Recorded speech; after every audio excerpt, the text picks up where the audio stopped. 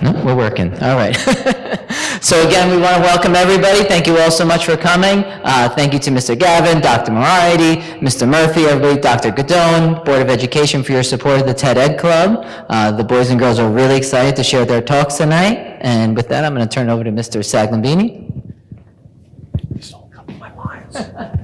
He took a couple of my lines from earlier. We had our dress rehearsal at 2, and we presented to our 3rd, 4th, and 5th graders, and I think we got a good reception, right, from them. And I definitely think that next year and the years that follow with this program, it's something that we will present to possibly 4th grade and 3rd grade also, because I think that in doing this the past couple months, I definitely think it's something they could do also.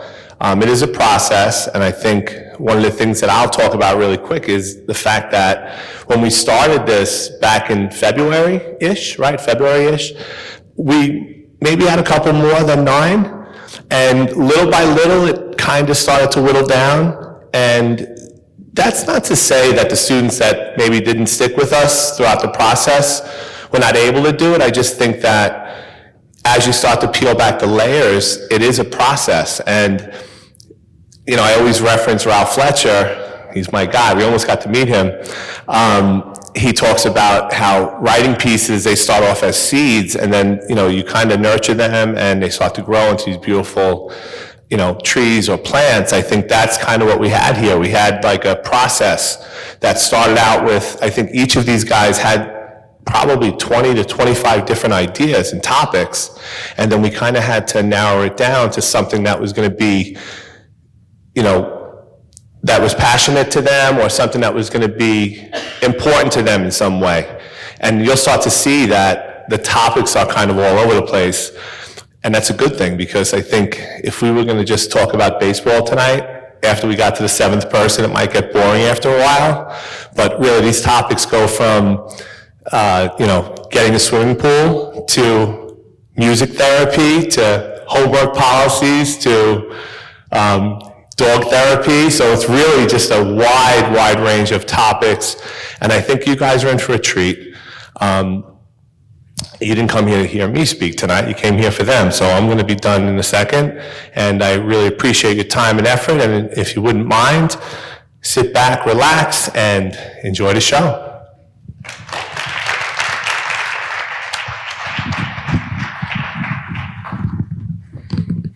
And don't forget, you can adjust it and feel it this time. Right. Hi, my name is Patrick Harmon. Have you ever been so hot, wouldn't you want to jump in the crystal blue water? This is why you will buy a pool after I'm finished talking.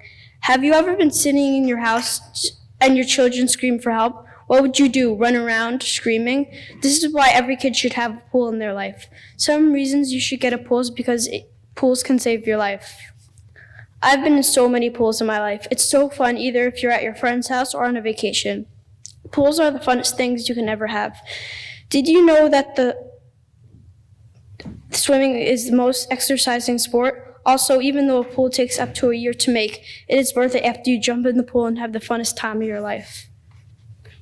Did you know that the CDC says that kids from 5 to 14 are mostly drowning? Parents, that's why you should have pools in your backyard or go to nearby pools like at resorts. Also, that if you want to sell your house, you will get more deals because you have a pool. 1 out of 10 people risk their lives going to lakes, rivers, pools, oceans, and baths, even buckets of water. Families, you should teach your kids how to swim. And if you don't know how to swim, I know some people here don't know how to swim.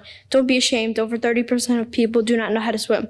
If you don't know, and your kids don't either, take swimming lessons. Again, don't be ashamed.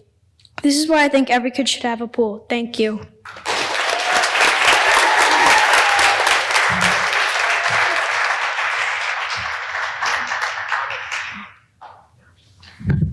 Have you ever been at a friend's house and they had a dog and you said, I wish I had a dog? My name is Tommy and I think every kid should have a dog. And by the time I'm done, you're already at the pet store buying the best dog for you. Dogs are a great way to learn responsibility. You must remember to walk it, feed it, clean up after it. According to HopkinsMedical.org, simply petting a dog can lower stress levels. Dogs are a great way to make sure you get fresh air. Doctors suggest you go outside for at least 20 minutes a day. That's the perfect amount of time to walk your dog. Also, there's over 337 different dog breeds in the world, so there's lots of options so you can find the best dog for you. Amazingly, dogs can have great health benefits. Did you know, according to the American Heart Association, getting a dog is a great way to ward off cardiovascular disease? Dogs are very loving and caring. They make you feel special for doing the most simple tasks, like taking them for a walk or simply giving them attention. Dogs are very loving and caring, and I think they'd be a great addition to any family.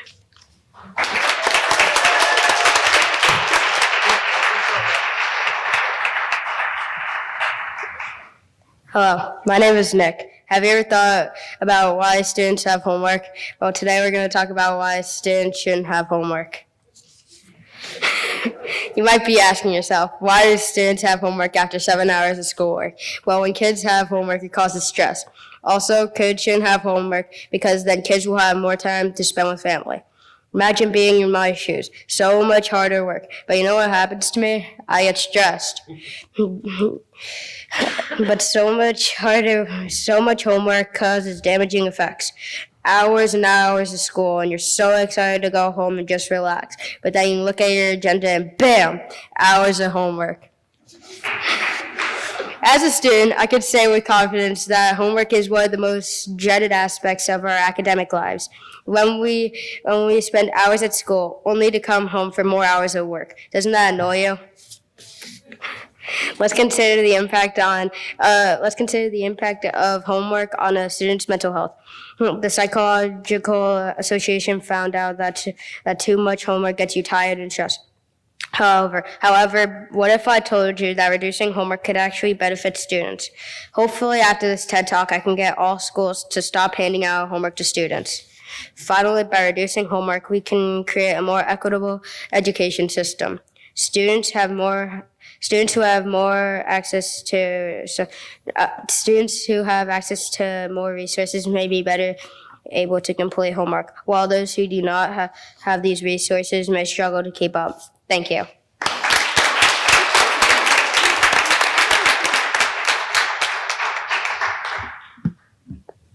Hi, my name is Lucas Hammond, and I think that school should start later. Did you know that in some schools, kids have to wake up at 5 or 6 a.m. just to make the school on time? This will have a big impact on their mental and physical health. Most kids need at least 8 to 10 hours of sleep.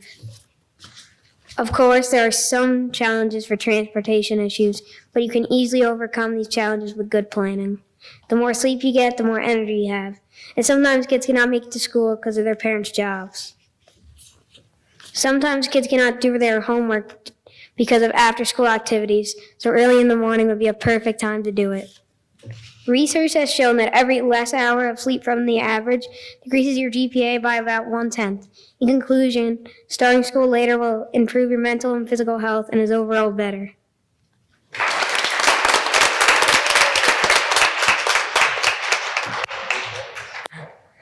I need to tell you a story.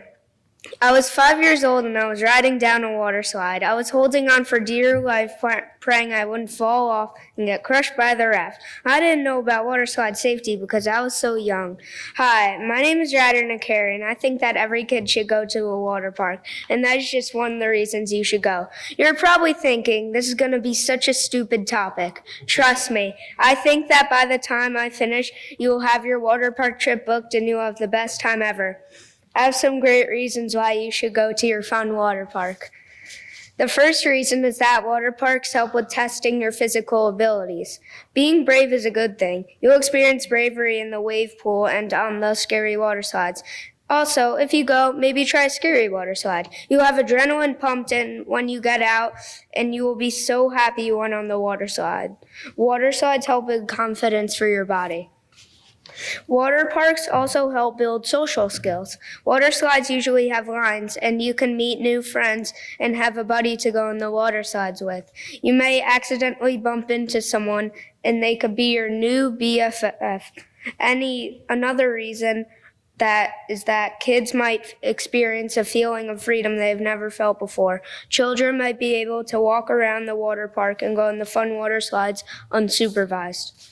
Lastly, water slides are just so much fun. Kids and adults love the nice thrill of a water slide and the water splashing everywhere. Okay, parents, I need you to book your water park trip and have the best time of your lives. Thank you for listening and have a great day.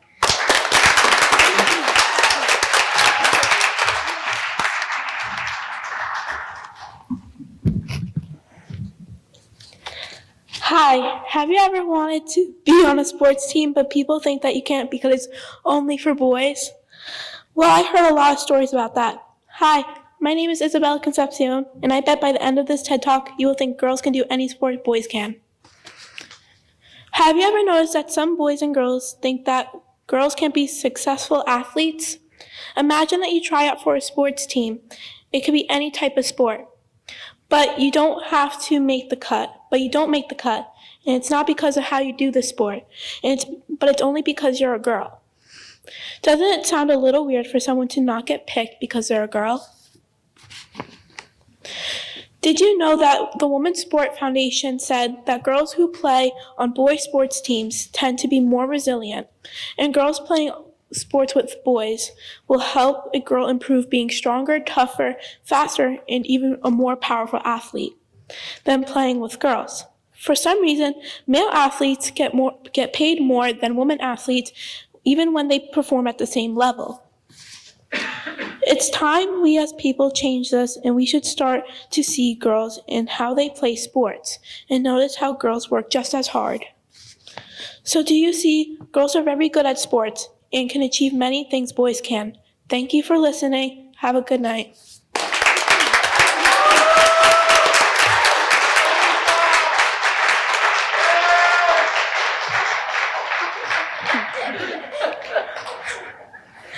Okay, I got a question for you. Have you ever been in the car dancing to the radio, singing along? Hi, my name is Ajis Tahil. My TED Talk will be about how music can affect you in different ways. For example, have you ever heard of music helping your stomach? Music can lower your heart rate and blood pressure and can boost your immune system. This is because music is calming, and it can also reduce stress. Studies have shown the difference in people listening to music versus listening to music while studying were likely to have a GPA above 3.2. I remember listening to my father singing and me loving it. My whole life, I've been surrounded by music, whether it was instrumental music or just pop music. It was fun. This is where this study comes from. Music Gateway is a 360 music label, music promotion, music publishing, and A&R. If you don't know what that is, it's a company which is responsible for talent. They found out that you focus more, feel motivated, and improve memory. I remember I had a fight with my sister once. I just put on my headphones and pressed play. Next thing you know, I'm singing along. Doesn't mean you can just feel happy. You can feel sad, motivated, or just calm. Music can obviously affect you in different ways, so try to use it to your advantage. Music can bring us together as a community. Even if it's singing along to your favorite song with your friends or family, or if you feel isolated or unwanted, try joining a music group or a band. What I'm trying to say is try to use music more. It can help you with anything. Thank you.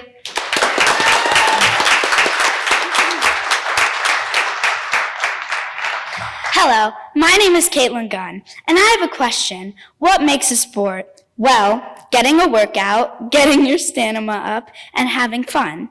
So what do you think when I tell you think of some sport? Well, you'll probably think lacrosse, football, soccer, and so much more. But what about dance? Will anyone think of that? Probably not. So this is why by the end of my talk, when I say think of some sport, I am sure one of them will be dance. So picture this. You're a dancer and it's your main sport. And you are so excited for your favorite dance class and you're talking about to your friend how excited you are. And someone comes up to you and says, "What are you talking about? Dance isn't a sport." And you say, "Yes, it is."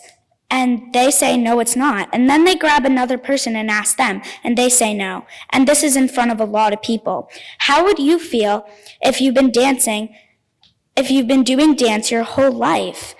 Well, this happened to me a bunch of times. So many that I can't even count them all. So once I was telling my dance friends about my TED Talk, and asking if they had any ideas. So we searched some stuff up and we found out that in 2024, breakdancing will be added in the Olympic Games, and it will be the first dance sport ever added in the Olympics. We also found out that the International Olympics Committee recognizes dance as sport. Another thing we found was that to be a sport, you have to be able to compete or have competitions. And dance has dance competitions, so why is dance not considered as a sport to people? Dance requires strength, stamina, and athleticism. Well, so does a lot of other sports. So what about dance? You have to have all these things, just like other sports. So why is it not considered as a sport? Okay, now I have a question. Close your eyes. Really, everyone, close your eyes. Think of some sport. I bet and hope at least one of them will be dance. Thank you for your time.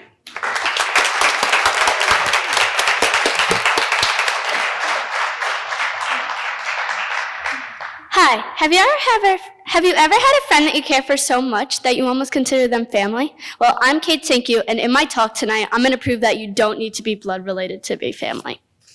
So a couple of years ago, I was at a tree lighting party and we couldn't find my sister. I was so nervous and scared until my mom's good friend gave me a hug and comforted me. Wouldn't you want someone in that situation to comfort you? Studies from Pew Research show that only 1% of people don't have anyone that they consider family. So if family is more about love and support, then why limit it to our DNA? And I'm sure most of you have heard of Maya Angelou, and she even said, family isn't blood, it's who wants you and theirs. In conclusion, I want to leave you with the thought. Family is about love, support, and about the positive impact on our lives with them, no matter if you're related to them or not. That's why I don't think you have to be blood related to be family. Thank you.